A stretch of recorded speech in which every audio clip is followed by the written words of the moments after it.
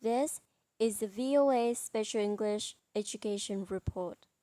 Millions of students have been taught a formula that has nothing to do with chemistry. The formula is for how to write a 5-paragraph essay. First, write an introductory paragraph to state the argument. Then, add 3 paragraphs of evidence. Finally, write a conclusion. Linda Bergman is director of the Writing Lab at Purdue University in Indiana. Her job is to help students, including international students, improve their writing. Professor Bergman has worked with many students who learned this traditional 5-paragraph formula. She says international students sometimes have difficulty with this formula if they learned a different writing structure. But just knowing how to write a 5-paragraph essay is not going to be enough for a college student who has to write a longer academic paper.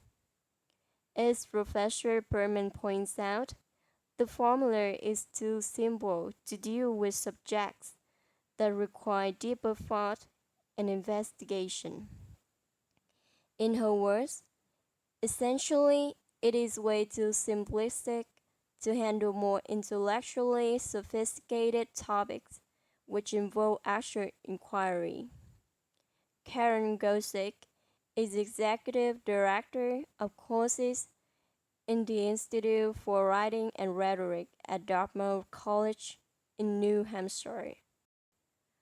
The Institute has an extensive library of online writing materials on its website. So, what are the qualities that make up good writing? Ms. Gosick says there are no simple answers, except maybe for one. That is, there is no formula that students can follow to guarantee a well-written paper. She says what we try to teach students to do in college is to listen to their ideas and that the idea should be able to tell you what form it needs to take. She says moving from secondary school writing to college level writing can be difficult, but students should not be afraid. American college students are usually expected to state their thesis at the beginning of a paper.